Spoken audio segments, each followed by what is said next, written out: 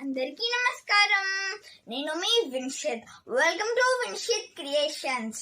ఈరోజు మనం దసరా పండుగలు జరుపుకుంటాం కదా. దసరా పండుగల్లో మనం గుళ్ళకి వెళ్తాం కదా. 9 రోజులు వెళ్తాం. 9 రోజులు పొద్దున్నే వెళ్తాం కదా. కానీ గుడిలోకి వెళ్ళాక మన పెద్దలు అవతారాలు, అమ్మవారి అవతారాలు, అమ్మవారి అలంకారాలు, పూజలు, వ్రతాలు ఇలా అన్ని చేస్తారు కదా. 9 రోజులు చేస్తారు కదా. మరి ఆదిపరాశక్తి ఒక్కటే కదా మనకు తెలుసు. అది ఆదిపరాశక్తికి సంబంధించిన పండుగ కదా. కానీ ఆదిపరాశక్తి ఒకటే కదా. మరి ఇన్ని అవతారాలు, ఇన్ని రోజులు మనం ఎందుకు వ్రతాలు, పూజలు అవన్నీ ఎందుకు చేసుకుంటాం అని మనకు ఒక చిన్న సందేహం కలుగుతుంది కదా. అదే ఏమిటి అంటే, అమ్మవారు ఒక్కో రాక్షసుల్ని సంహరించడానికి కొన్ని అవతారాలను ఎత్తుతుంది. ఆ అవతారాలలో ఈ 9 అవతారాలు ప్రత్యేకం. ఈ రోజు మనం ఈ 9 అవతారాల్లో మొదటి రోజు పూజను అందుకునే అమ్మవారు శైలపుత్రి గురించి మనం ఈరోజు తెలుసుకుందాం. ముందుగా మనం ఈ కథని ప్రారంభించేదానికన్నా ముందు పూర్వం జరిగిన కథ తెలుసుకుందాం. ఈ కథకు సంబంధించిన పూర్వం జరిగిన కథ మనం తెలుసుకుందాం. ఒకనాడు దక్ష ప్రజాపతి దక్షయజ్ఞం చేస్తుండగా తన పుత్రిక అయిన సతి అంటే శివుడి భార్య అయిన సతీదేవి ఆ యజ్ఞానికి వస్తుంది. తండ్రి శివుడి మీద అపనిందలు చేసి ఈ సతిని అవమానిస్తాడు. అప్పుడు సతి ఆ యజ్ఞ హోమాలు చేస్తుండగా యజ్ఞగుండంలో అగ్నికి ఆహుతి అయిపోతుంది. అప్పుడు ఈ విషయం శివుడికి తెలిసింది. శివుడు కోపాగ్నితోటి, తన కోప జ్వాలతోటి కాలిపోయిన పార్వతీని తన భుజం మీద వేసుకొని శివతాండవం చేస్తూ ఉన్నాడు. ఆ శివతాండవం చేస్తుండగా పార్వతీదేవికున్న కొన్ని అవయవాలు భూమి మీద ఉన్న ఒక్కో ప్రాంతంలో పడిపోయాయి. అవి అష్టాదశ శక్తి పీఠాలుగా మనం గుర్తిస్తాం. అవి 108 ఒక్కో ప్రాంతంలో ఒక్కో అష్టాదశ పీఠాలు ఉంటాయని మనకు పండితులు, మన పెద్దలు మనకు చెప్తూ ఉంటారు. ఇక మనం మన కథలోకి వద్దాం. పూర్వం బ్రహ్మ సృష్టిలో మొదటిగా ప్రజాపతులు ఉద్భవించారు. ఆ ప్రజాపతుల్లో కశ్యప ప్రజాపతి అనే ఒక ప్రజాపతికి చాలా మంది భార్యలు. మనకు ఈ కథలో మనం 2 భార్యల గురించి తెలుసుకుందాం. వారే దితి ఇంకా ఆదితి. ఆదితికి కొంతమంది సంతానం, దితికి కొంతమంది సంతానం. దితికేమో దైత్యుల సంతానంగా వచ్చారు. అలాగే ఆదితికేమో ఆదిత్యులు సంతానంగా వచ్చారు. మనకు ఆదిత్యులు దితి అంటే తెలియదు కదా. ఆదిత్యులు అంటే దేవతలు, దైత్యులు అంటే అసురులు, అంటే మనం రాక్షసులు అని చెప్పుకోవచ్చు. ఈ దితి కుమారులకు చెందిన వారి కుమారుల వంశంలో ఒక రాక్షసుడి పేరు, అంటే దితి కుమారులంతా రాక్షసులే కదా. ఆ రాక్షసుల వంశానికి చెందిన ఒక రాక్షసుడి పేరు తారకాసురుడు. ఈ తారకాసురుడు బ్రహ్మ దేవుడి కోసం తపస్సు చేసి ఒక అద్భుతమైన వరాన్ని పొందాడు. అదేమిటంటే అందరు ఏమంటారు, మరణం పొందుతారు కదా. కానీ ఈ తారకాసురుడు తన ముందు రాక్షసులు కోరిన వరాల కన్నా ఇంకా ఎక్కువ ఇంకో మంచి వరాన్ని, ఇంకో కొత్త వరాన్ని కోరారు. అదేమిటంటే శివ సంతానం కాకుండా శివ సంతానమే నన్ను మరణించేలాగా చేయాలి అనే ఒక వరాన్ని పొందాడు. ఎందుకు అంటే మనం ముందు కథలో మనం తెలుసుకున్నాం కదా. అది శివుడి భార్య అయిన సతీదేవి అగ్నిలో ఆహుతి అయిపోయింది కదా. ఆ అగ్నిలో ఆహుతి అయిన సతీయే శివుడి భార్య కదా. ఇంకా శివుడికి భార్య లేదు కదా, అంటే శివుడికి సంతానం కలిగే అవకాశం లేదు అని తెలివిగా ఆలోచించి ఈ తారకాసురుడు వరాన్ని కోరాడు. ఎలాగైనా మన బ్రహ్మదేవుడు మిగతా దేవతలందరూ తెలివైన వారు కదా, అలాగే బ్రహ్మదేవుడు ఇలా ఒక లోటు ఉంది కదా, ఇలా మనం వరాన్ని ఇచ్చేయవచ్చు అని తారకాసురుడికి ఆలోచించి ఆ వరాన్ని ఇచ్చేస్తాడు. ఇక తారకాసురుడు రెచ్చిపోతాడు కదా, తన వరగర్భంతో మొత్తం నాశనం చేసేస్తాడు. అప్పుడు ఈ బ్రహ్మదేవుడి దగ్గరికి మిగతా దేవతలందరూ వచ్చి ఇలా అడుగుతారు, బ్రహ్మదేవా, అసలుకి నువ్వు ఈ వరాన్ని ఎందుకు ఇచ్చావా తారకాసురుడికి? మొత్తం అంతా నాశనం చేస్తున్నాడు. నువ్వు ఇచ్చిన వరం వల్ల నువ్వే మాకు మార్గం చూపించు, ఆ తారకాసురుడి నుంచి నువ్వే మమ్మల్ని రక్షించు అని వేడుకున్నారు బ్రహ్మదేవుడిని. అప్పుడు బ్రహ్మదేవుడు ముందే ఒక లోటు ఆలోచించి ఇలా ఒక మార్గం ఆలోచించి వీరికి ఇలా చెప్పారు, మీరేమి కంగారు పడకండి, మనం మన అమ్మవారు అయిన పరాంబిక దగ్గరికి వెళ్దాం అని ఆలోచించి బ్రహ్మదేవుడు ఇంకా మిగతా దేవతలందరూ కలిసి పరాంబిక దగ్గరికి వెళ్ళారు. అంటే పరాంబిక అన్న ఆది పరాశక్తి. పరాంబిక దగ్గరికి వెళ్తే ఇలా చెప్పారు జరిగిందంతా. అప్పుడు పరాంబిక ఇలా అంటుంది, మీరేమి చింతించకండి, నా అంశ అయిన సతీదేవి అగ్నిగుండంలో ఆహుతి అయిపోయింది కదా, అయినా పర్వాలేదు, నేను మళ్ళీ హిమవంత పర్వతరాజీ కుమార్తెగా నేను జన్మించి పరమేశ్వరుడికి భార్యని అవుతాను అని వారికి చెప్తుంది. అప్పుడు అక్కడ కూడా పర్వతరాజులు కూడా ఉన్నారు. ఈ హిమవంత పర్వత రాజు హిమవంతుడు అంటాం మనం. ఈ హిమవంతుడు చాలా సంతోషించి పరాంబిక తోటి ఇలా అడిగాడు, అమ్మా పరాంబిక, నాకు ఈ అదృష్టం మీ తండ్రిగా అయ్యే ఈ అవకాశాన్ని నాకు ఇచ్చినందుకు నాకు చాలా సంతోషంగా ఉంది. కానీ మీ ఇంత దేవతలు ఇంత మహర్షులు ఉన్నారు కదా, అయినా మీరు నాకే ఎందుకు ఈ అదృష్టాన్ని కల్పించారు అని పరాంబికని ఇలా ప్రశ్నించాడు, ఇలా అడిగాడు. అప్పుడు పరాంబిక ఇలా అంటుంది, పర్వతరాజా, ఏమిటంటే నువ్వు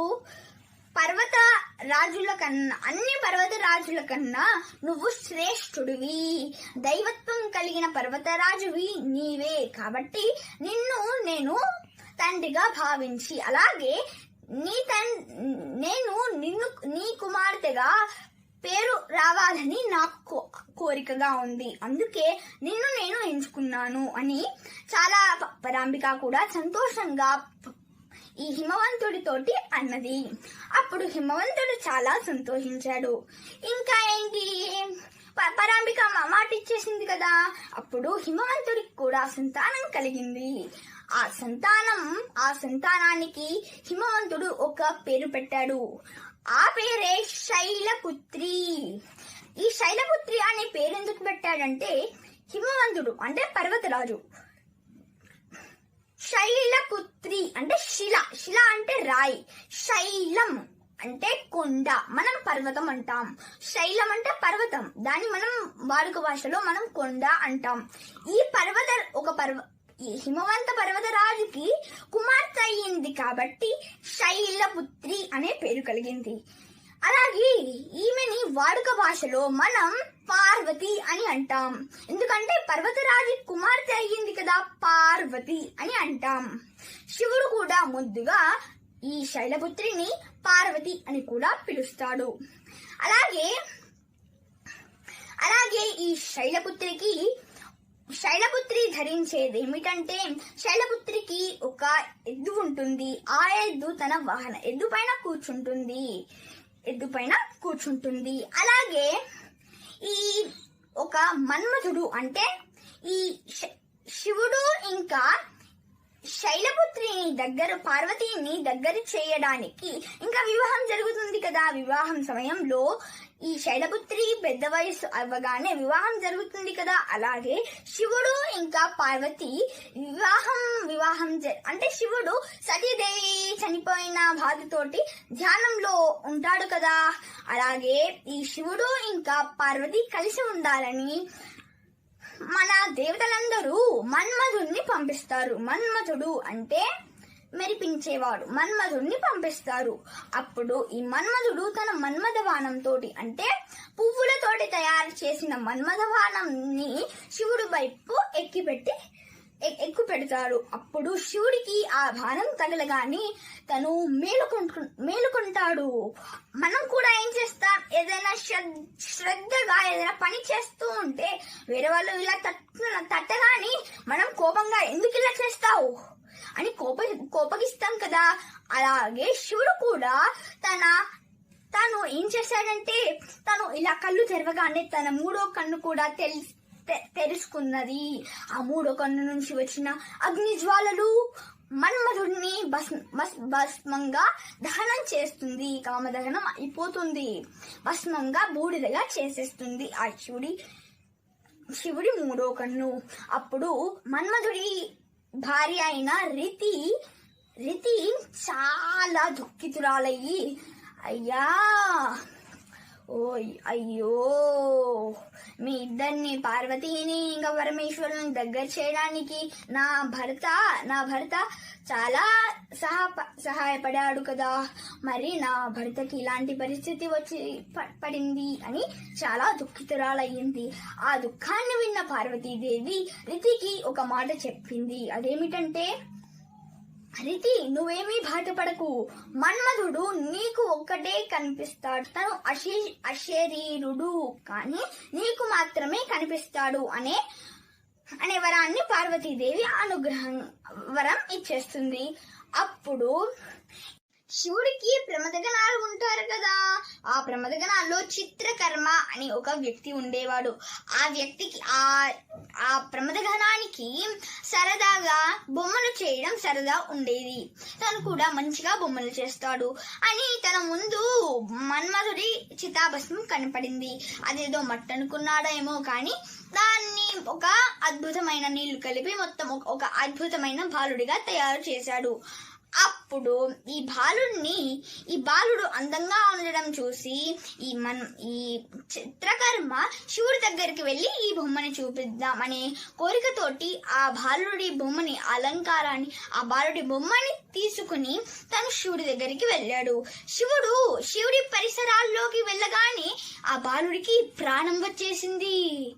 ఎందుకంటే శివుడి పరిసరాల్లో అద్భుతం ఉంటుంది. ఆ అద్భుతం వల్ల ఈ బాలుడికైనా ఈ బొమ్మ అయిన బాలుడికైనా ప్రాణం వచ్చేసింది. అప్పుడు ప్రాణం రాగానే శివుడు మేల్కొని చిత్రకర్మని అభివాదించేసి తను ధ్యానంలోకి వెళ్ళిపోయాడు. అప్పుడు ఈ బాలుడిని చూడగానే బ్రహ్మదేవుడు బండా బండా అని అరిచేశాడు. అప్పుడు బ్రహ్మదేవుడు అలా అరిచాడు. ఎందుకు అంటే, ఏ చితాభస్మం తోటి చేసిన ఏ బాలుడి బొమ్మ అయినా ఏ బాలుడి రూపమైనా అది ఆ బాలుడు రాక్షసుడు కాక తప్పదు అని బ్రహ్మదేవుడికి తెలుసు. అందుకే బండా బండా అని అరిచేశాడు. బండా బండా అరిచాడు. అందుకే చిత్రకర్మ తనకి బండాసురుడు అనే పేరు నామకరణం చేశాడు. అలాగే ఈ బండాసురుణ్ణి హతమార్చడానికి మన అమ్మవారు ఇంకా ఎన్ని అవతారాలు ఎత్తింది. అలాగే బండాసురుణ్ణి సంహరించడానికి అమ్మవారు ఏ విధాలా చేసింది అనేది మనం ఇంకొక వీడియోలో తెలుసుకుందాం. ఇక మనం మన కథలోకి వద్దాం. ఇలా వచ్చేసాక పార్వతీకి ఇంకా శివుడికి కళ్యాణం జరుగుతుంది. ఈ కళ్యాణం ఫలితంగా వారికి సంతానం కలిగి సంతానమే కార్తికేయుడు అంటే కుమారస్వామి. ఈ కుమారస్వామి సంతానం వల్ల మన ఈ తారకాసుడు ఉన్నాడు కదా, తారకాసుడు వధించబడతాడు. అంటే శైలపుత్రి మాత పరాంబిక అవతారంగా శైలపుత్రి ఈ తారకాసుడిని వధించడానికి అలాగే శివుడికి భార్య కావడానికి అవతరించి వాళ్ళిద్దరి సంతానం వల్ల తారకాసుడు సంహరించబడ్డాడు. అలాగే ఈ బండాసుడి గురించి అలాగే బండాసుడి అనుచరులు వాళ్ళంతా ఎలా సంహరించబడ్డారో మనం ఇంకో అవతారంలో, ఇంకో వీడియోలో, ఇంకో కథలో మనం తెలుసుకుందాం. దీంతో ఈ శైలపుత్రి అవతారంకి సంబంధించిన ఒక చిన్న శ్లోకాన్ని మనం 11 సార్లు పఠిద్దాం. అమ్మవారి కృపకు పాత్రలం అవుదాం. వందే వాంఛితలాభాయ చంద్రార్తకృతశేఖరం వృషారూఢాం శూలధరం శైలపుత్రీం యశస్వినీం. వందే వాంఛితలాభాయ చంద్రార్తకృతశేఖరం వృషారూఢాం శూలధరం శైలపుత్రీం యశస్వినీం. వందే వాంఛితలాభాయ చంద్రార్తకృతశేఖరం వృషారూఢాం శూలధరం శైలపుత్రీం యశస్వినీం. వందే వాంఛితలాభాయ చంద్రార్తకృతశేఖరం వృషారూఢాం శూలధరం శైలపుత్రీం యశస్వినీం. వందే వాంఛితలాభాయ చంద్రార్తకృతశేఖరం వృషారూఢాం శూలధరం శైలపుత్రీం యశస్వినీం. వందే వాంఛితలాభాయ చంద్రార్తకృతశేఖరం వృషారూఢాం శూలధరం శైలపుత్రీం యశస్వినీం. వందే వాంఛితలాభాయ చంద్రార్తకృతశేఖరం వృషారూఢాం శూలధరం శైలపుత్రీం యశస్వినీం. వందే వాంఛితలాభాయ చంద్రార్తకృతశేఖరం వృషారూఢాం శూలధరం శైలపుత్రీం యశస్వినీం. వందే వాంఛితలాభాయ చంద్రార్తకృతశేఖరం వృషారూఢాం శూలధరం శైలపుత్రీం యశస్వినీం. వందే వాంఛితలాభాయ చంద్రార్తకృతశేఖరం వృషారూఢాం శూలధరం శైలపుత్రీం యశస్వినీం. వందే వాంఛితలాభాయ చంద్రార్తకృతశేఖరం వృషారూఢాం శూలధరం శైలపుత్రీం యశస్వినీం. వందే వాంఛితలాభాయ చంద్రార్తకృతశేఖరం వృషారూఢాం శూలధరం శైలపుత్రీం యశస్వినీం. వందే వాంఛితలాభాయ చంద్రార్తకృతశేఖరం వృషారూఢాం శూలధరం శైలపుత్రీం యశస్వినీం. వందే వాంఛితలాభాయ చంద్రార్తకృతశేఖరం వృషారూఢాం శూలధరం శైలపుత్రీం యశస్వినీం. దీంతో మనం ఈ చిన్న శైలపుత్రి శ్లోకాన్ని సంపూర్ణం చేశాం. అలాగే ఇంకా ముందు వీడియోస్ లో మనం అమ్మవారి రోజు నవరాత్రుల్లో ఒక్కో అవతారం ఉంటుంది కదా, ఆ ఒక్కో అవతారానికి సంబంధించిన ఒక్కో చిన్న శ్లోకాన్ని మనం పఠిద్దాం. అలాగే ఆ రోజు అమ్మవారి కృపకు మనం పాత్రలు అవుదాం. బాలా త్రిపుర సుందరి గై కొను మహారతి. బాలా త్రిపుర సుందరి గై కొను మహారతి. గానలోల చాలమెల దారి చూపుమా. గానలోల చాలమెల దారి చూపుమా. బాలా త్రిపుర సుందరి గై కొను మహారతి. బాలా త్రిపుర సుందరి గై కొనుము హారతి గానలోల జాలమెల దారి చూపుమా గానలోల జాలమెల దారి చూపుమా సుందరాంగి అందరు నీ సాటిరారుగా సుందరాంగి అందరు నీ సాటిరారుగా సందేహములు అందముగా తీర్పుమంటిని సందేహములు అందముగా తీర్పుమంటిని బాలా త్రిపుర సుందరి గై కొనుము హారతి బాలా త్రిపుర సుందరి గై కొనుము హారతి గానలోల జాలమెల దారి చూపుమా గానలోల జాలమెల దారి చూపుమా వాసికెక్కియున్న దానవనచు నమ్మితే వాసికెక్కియున్న దానవనచు నమ్మితే రాశిగ సిరి సంపదలిచ్చి బ్రోవుమంటిని రాశిగ సిరి సంపదలిచ్చి బ్రోవుమంటిని బాలా త్రిపుర సుందరి గై కొనుము హారతి బాలా త్రిపుర సుందరి గై కొనుము హారతి గానలోల జాలమెల దారి చూపుమా గానలోల జాలమెల దారి చూపుమా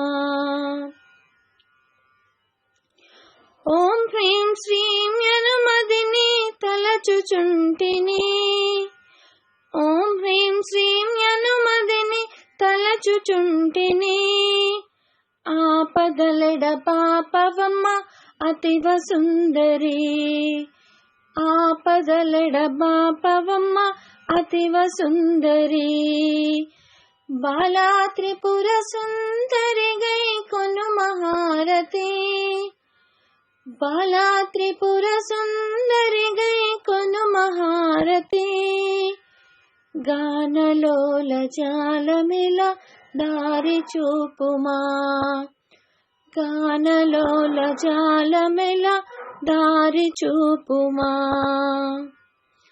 స్థిరముగ శ్రీ కడలి అందు వెలసితివమ్మా స్థిరముగ శ్రీ కడలి అందు వెలసితివమ్మా ధరణిలో శ్రీరంగదాసుని దయను చూడుమా ధరణిలో శ్రీరంగదాసుని దయను చూడుమా బాలా త్రిపుర సుందరి గై కొనుము హారతి బాలా త్రిపుర సుందరి గై కొనుము హారతి గానలోల జాలమెల దారి చూపుమా గానలోల జాలమెల దారి చూపుమా గానలోల జాలమెల దారి చూపుమా గానలోల జాల